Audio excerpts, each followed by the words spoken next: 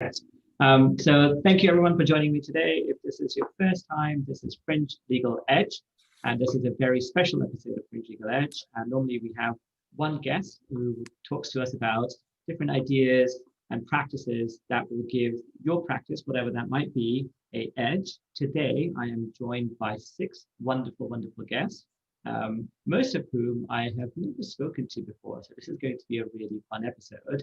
I will tip my hat to Deb for inviting her friends along for this. And I'll give a brief introduction. We have about 30 minutes to try and get through a lot, but this group of exceptional women are authors, one of the many authors to a book that came out recently called Networked.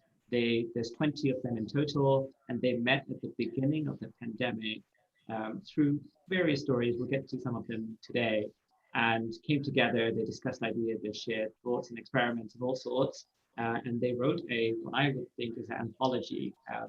And as I've been digging into this over the last week or so, I feel like, even though I've never spoken to most of them except Deb before, I feel like I already know you all a little bit. But for those that don't know you, if we wouldn't mind doing a quick round of introductions. So Deb, you're on my virtual left, at least on my screen. Would you mind kicking us off? Hi, I'm Deb Feder. Thank you so much for having us on and letting me bring my friends today. We're super excited to be here. There's a whole gang of us.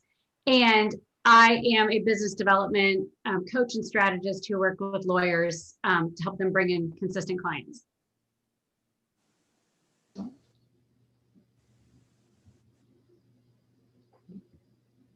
Winter, if you wouldn't mind getting Okay.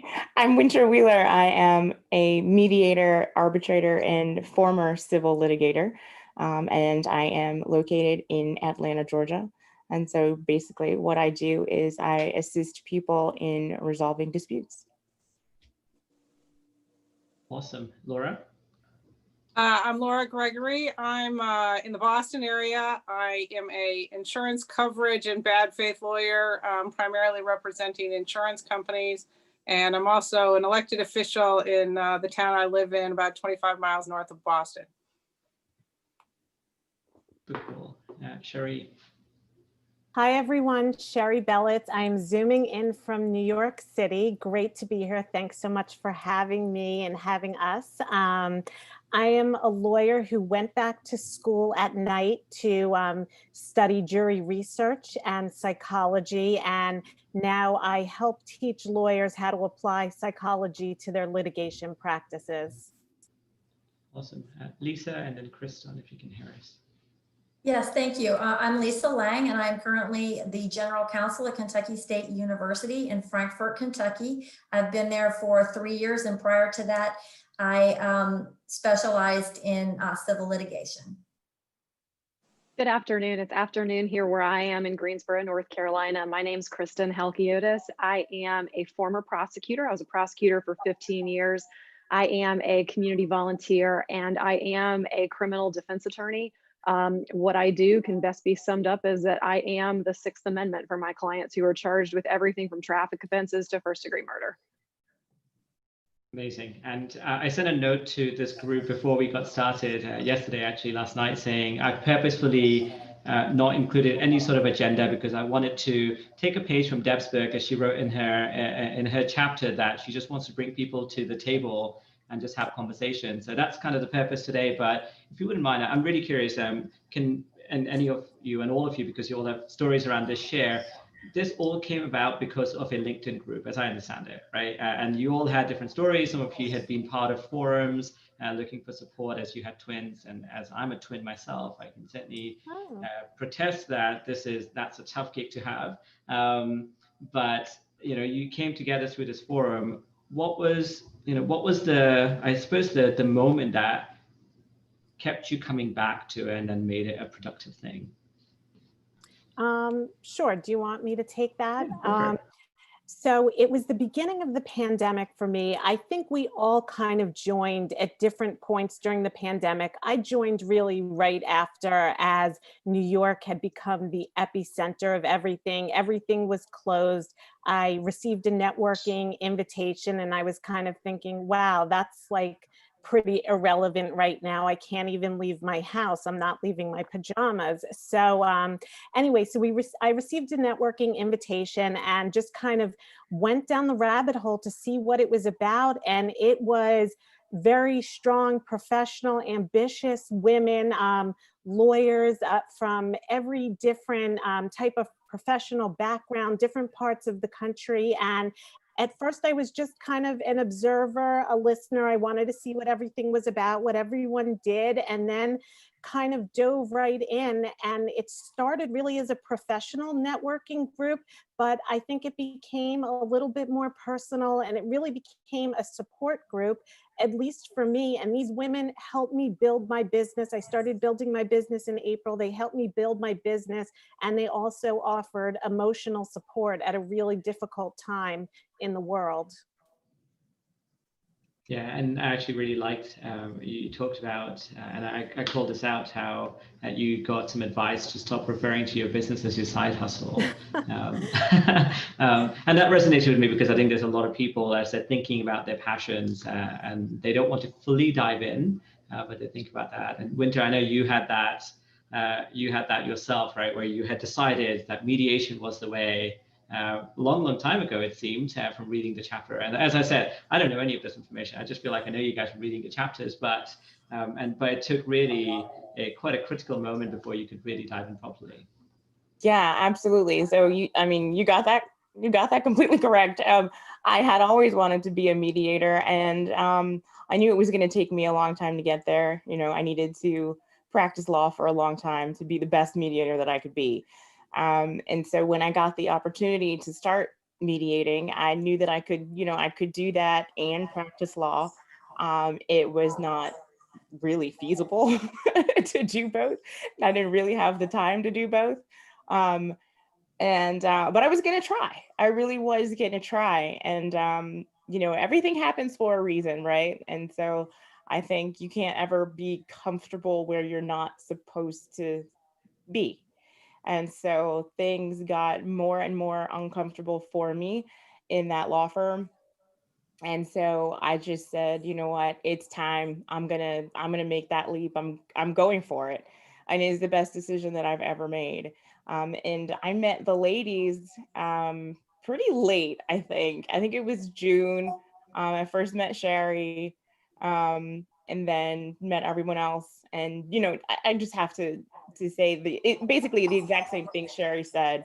Everyone has just been supportive and offering advice on how to build a better practice and, how to find clients and how to approach clients. And Deb has been incredible with that. Like she's always asking me those questions, like, but what about this? What about that? I'm like, oh God, yeah, you're right. Sorry. No, I love it. I love it. I have to be forced to think about it or I won't. Yeah, and I think one of the things I really enjoyed about reading this book, and I really dove into it, was it's not just, all things turn out well kind of book, although that's kind of the ending message for a lot of the chapters, or certainly a hopeful message in all the chapters.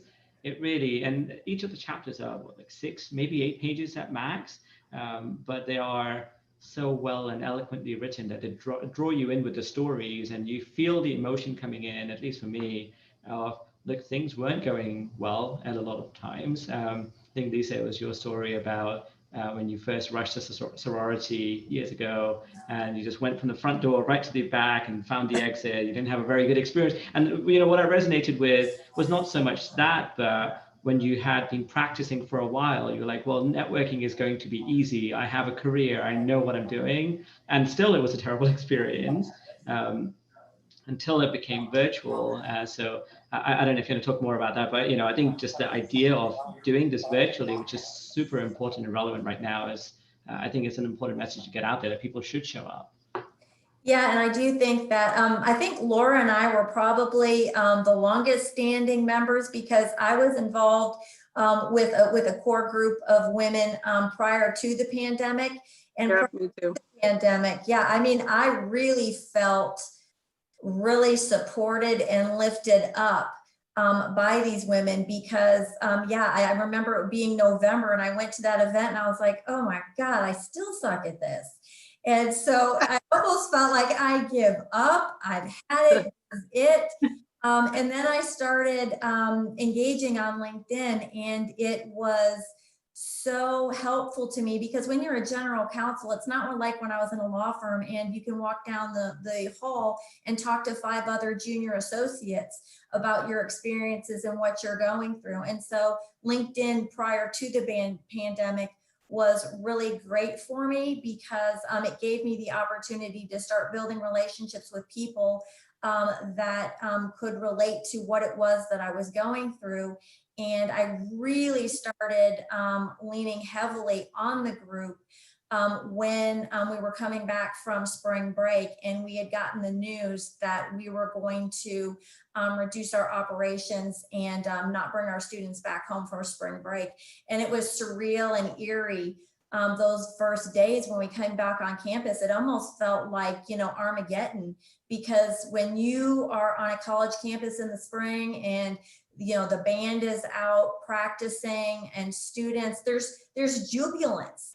And so, you know, I was left without that, going to work every day. And then, you know, and then going home at night. And it was very isolating during the pandemic. So I literally felt like these ladies saved my life during the pandemic and after. Yeah, I think that's absolutely amazing. And I guess one of the questions, and Christon and Deb, we haven't got to yet, or Laura, but one of the things, at least that I hear a lot from women specifically, and I don't know if I'm ashamed or not, but I can't relate to it as much, which is the imposter syndrome aspect of things, right? And I think that's certainly, I speak to my wife about this all the time, right? Where I have a very arrogant view of the world sometimes, like, you know what, I'll do it, I'll figure it out. And sometimes, and I'm that kind of individual, but sometimes you do need that push. You need someone to challenge you or to give you the confidence to say, actually, it's okay if you haven't got things figured out. You can still try something. And it sounds like, and as I read through all the different chapters, that's a very present theme where each of you became the support network for each other, not just encouraging to do something, but also actually saying, well, it's okay, that's an idea worth trying.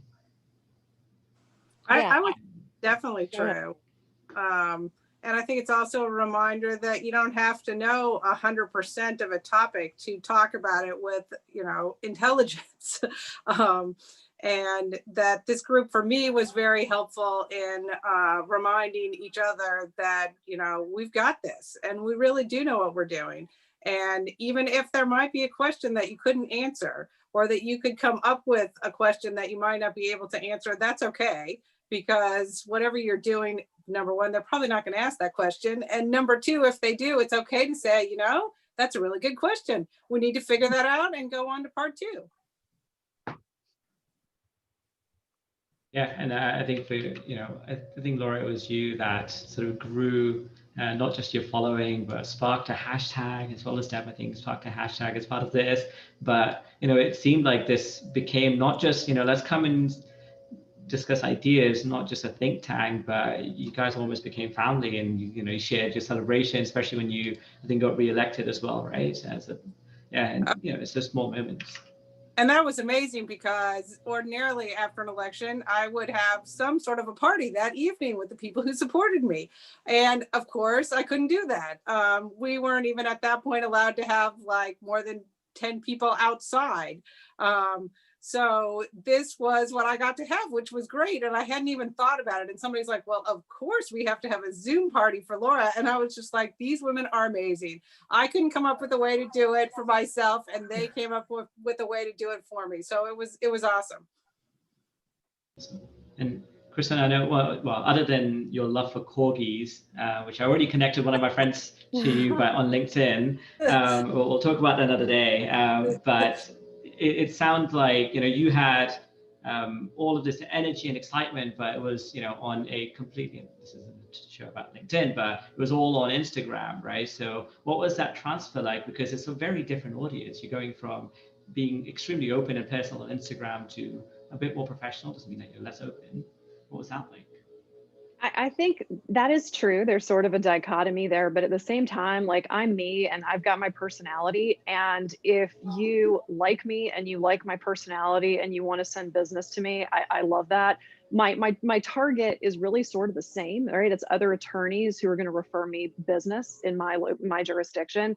And so it's worked. I mean, Instagram has fed me business. LinkedIn has fed me business. And it's just a neat time, and there's ways that you can adapt content from one platform to the other.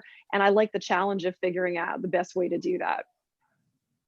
Yeah, and I think you shared a very stoic post from Olivia as part of your chapter on, your circumstances are neutral.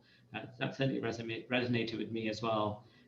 And I think, for those listening to this, of course, all these women are amazing, and the book's really is well worth reading. I think it's also useful because as I've read the book, other than just the stories, there's some really great ideas in there on how, you try different marketing ideas. As you said, you are critical, you are the Sixth Amendment to a lot of your clients. So how do you make that become a reality? How do you help people understand that? So there's a lot of really good practical marketing advice I would suggest people read. And Deb, last but not least, and we can, basically, by the way, my purpose in this is to speak as little as possible. I want you guys to be talking all over each other. But Deb, I loved your chapter, not just the story, but I love that there was unexpectedly for me recipes at the end.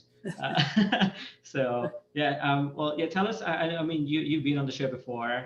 We've spoken about your bringing people together and how well you do that, in virtual environments. But expand a little bit more on this concept of bringing people around the table just to cherish the conversations. You know what? I think that what we love to do, and like the real great business that can be built, right, is when you're working with people that you enjoy and And, through my childhood, which I talk about in the chapter, but also through some amazing mentors that I've had over the years. I can remember this one woman, you'd go to her house for a big committee meeting, and there'd be the most beautiful spread of food ever. And I one time asked her, I was like, I don't get it. Like, I come in here and it is like the most gorgeous food that you could ever imagine. And she said, I'm here to tell you, you give somebody something to eat, they sit down, their differences melt away, they start to talk, we will have resolution within an hour. She's like, it works every time. She goes, it's always key to make it a little interesting, something to talk about. It's going to be a different, I can still remember like certain dishes that I've tried to recreate from her, because it really was key that like you could bring people to the table and they would laugh, they'd stay longer. So when, whether it's this group, we always kind of joke that this group is like a coffee shop that's open 24/7. There's always somebody around to talk, right? You can be having a crisis at 1 o'clock in the morning with a kid. And if you pop on and say, I'm losing my mind, 3 little heads pop up that say, I'm here. What do you need? Or, I think my kid just swallowed this. What has anybody done? And everybody who's already been there jumps in with an idea. So we are at the table with each other. We are hanging in there. There's, I think I might've joked the other day that we're kind of like, that family Sunday dinner or Thanksgiving dinner, which is coming up, right? Where there's always the person who's like, throwing out what are we going to go get? And we're all in it together. And then there's the person who's saying, okay, let's make sure we have a plan. And then there's somebody else saying, who cares about a plan? We're going forward. And so we all kind of, we all have our roles, and it changes from day to day on topics. But I love bringing people together. And this has been the most fun, surprise of the pandemic you could ever imagine. I guess since this started with the book for me, at least, and by the way, for anyone who doesn't know, the book is called Networked. It's on Amazon. I read it on my Kindle because I can highlight lots of things, but you can get it in paperback and all that kind of stuff as well. What did you want people to get out of reading that book? Right? Why did you guys do it in the first place? Well, I guess I can speak to that because it was just very spontaneous and really kind of an organic process. We were just chatting on the thread, like it was late one night in the summer, like just sort of in the middle of the pandemic, and just we were chatting, and it was actually frustrations about kids. I remember it was Jamie was trying to potty train her daughter, and we were just going back and forth and being really silly and just trying to help her out and bring some levity. And so we were joking. We're like, Jamie, you should write a book about that. And I'm not gonna say, I'm sure this is a family channel, so I will not say what the book would be called, but we had a little name for the book and what it should be called. And then I had been thinking, I'm kind of a literature nerd, and I don't know how familiar everyone is with the Decameron, but it was a book that was written by Boccaccio in Italy in the 1300s during the bubonic plague. And it was about a bunch of young adults who went to the countryside outside of Florence to wait out the plague. It was very similar to this one, the social distancing and just the contagion. So they went to the countryside to get out of the city, and they amused each other by telling stories. They each told stories about the human condition, and each story made up a chapter, and the Canterbury Tales was actually based on the Decameron. So I sort of had that in the back of my mind. And I also had another book in the back of my mind. It's called More Than 85 Broads. And it was a book that was written by executives at Goldman Sachs. It was an anthology. Each woman wrote a chapter. And it's called that because 85 Broad Street is the headquarters of Goldman Sachs. So I don't know why, just it kind of came together in my mind. And I said, why don't we write a book? We'll all do a chapter. And if we could get 10 people, I think it would be great. And I remember Deb was the first to raise her hand, and I barely knew her. She was new to the group, and she's like, I'm in. And just little by little, everyone, and that's really like very indicative of the group. Like, we are hand raisers. Write an article, I'm in. Appear on a podcast, I'm in. I don't care that I'm so packed, I'm so busy, I'm in. And that was really the genesis of the book. And I think one of the beautiful things about the book is so my superpower, my strength, and we all have our superpowers, mine is creativity. There was no one knocking on my door to say, Shari, can you start the LLC? Will you keep track of expenses? No one was looking at me for that, but everyone had a superpower. I would have never been able to get a book done. I maybe have ideas and I want to talk about the Decameron and like do all sorts of analyses in my head. But wait, we need a contract? Like, what are you talking about? And so everyone, cover art, graphics, like, are you kidding me? So everyone really took their strength and they leveraged it, and it came together. And anything that was needed, okay, you need an LLC? Well, we have a tax lawyer. You need contracts read? Well, this group of people read contracts. Oh, this one's like a super young millennial. She'll do the cover art. She knows how to do the graphic. Like, it was just really beautiful. And I think it's kind of a larger theme, how a group of women with different talents and, you know, I know where I lack and I know what I'm good at. And it didn't matter that I lacked in the tax department or the LLC department, because there was someone to pick that up. It didn't matter that I barely knew how to use Zoom. There was someone to pick that up. So I think the hashtag Stronger Together is just so perfect for how this all came together. We all leveraged what we were good at, and what we weren't, someone else was. So that's kind of an overarching theme of the book as well. Yeah, and That's amazing. I want to jump in and say, sorry, Deb, I just want to jump in and say that, you know, I was, I don't know, maybe the last person to say, yeah, I want to be involved in writing a book. I just didn't think that I could do it correctly or as well as I would want to.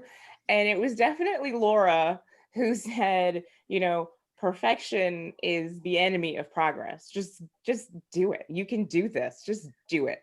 And so I want to personally thank you, Laura, for encouraging me, because I'm very happy I did it.